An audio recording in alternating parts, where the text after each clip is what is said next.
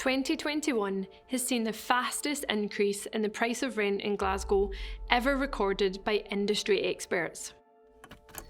Rent in some areas has increased by over £100 per month. Properties are also being snapped up in just days, the quickest rate ever recorded. The reason? High demand and a shortage of available property has led to landlords increasing rent prices, and in some cases, evicting tenants who can't pay. With housing charities calling for collective action and demands on the government to act, this feels like history repeating itself. Let me take you back to 1915. This is Think 4.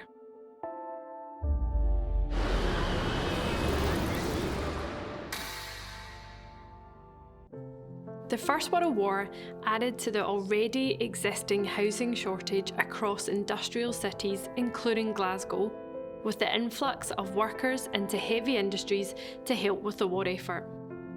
Add to this rising food prices and many male breadwinners off fighting in the war, things were difficult for women at home. Given that there was no social housing built in Scotland at this point, private landlords had complete monopoly over housing and rent. They could, and they did, increase rent as often as they wanted. Those who could afford to paid the increases and put up with the poor living conditions. Those who couldn't pay were evicted. But by February 1915, when landlords in Glasgow told their tenants that rent would be increasing by 25%, the women of Glasgow had had enough. The Glasgow Women's Housing Association was set up and governed by chairwoman Helen Crawford. They encouraged people to simply not pay the increase. This tactic may sound simple, but it worked. Landlords were forced to apply to the courts instead, but even then, the Housing Association had a plan. They made it impossible for authorities to get near the property. They protested with plaques, crowded streets by encouraging women to take their prams and block off areas. They packed the stairs of closes and threw flour, rotting food and wet clothes to deter the agents from entering buildings. These methods were so successful that the landlords, again, had to change tactics. This time, they tried to take tenants to the small claims court. In November 1915, 18 munition workers were taken to court for non-payment. On the day of the hearing, over 10,000 protesters made their way to the courthouse to demand that the charges were dropped and rent prices frozen. Now, the protesters were joined by war munition and engineering workers, with places like Fairfield Engineering in Glasgow proclaiming their support. This was risky.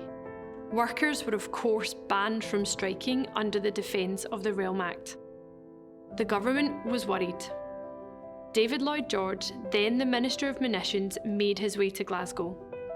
Due to fear of rising working class radicalisation and the worry that war production may be slowed by the strikes, the government gave in to the demands of the strikers. All charges were dropped, and the Rent Restrictions Act was introduced, which fixed rents at their pre-war level for the duration of the war. The rent strikes of 1915 are a valuable example of how collective action really gets results. The people of Glasgow could afford their rents. Profiteering from a global conflict had been stopped, and wartime production of essential materials continued. Hopefully, politicians today are learning from the past when trying to solve the housing crisis of 2021. This was Think 4. Thanks for watching.